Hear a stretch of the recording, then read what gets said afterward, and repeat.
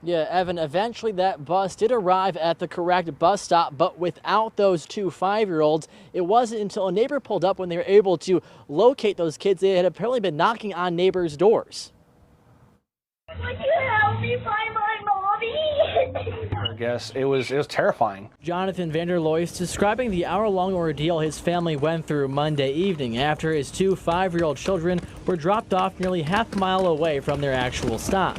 The two kids were supposed to be dropped off here at Napa Valley Road and Bristol Park Boulevard, but when the bus pulled up, they were nowhere to be found. Vanderlois' girlfriend went to the driver. There was another child on the bus that actually said, a little boy and a little girl, they were dropped off at the last stop. And so my girlfriend was like, where's the last stop? And he goes, back that way. With not much to go off, Vanderlois' girlfriend began looking while he headed to where the two kids were picked up from, Charles Haskell Elementary. Eventually, a neighbor drove up. The 5-year-olds had started knocking on doors.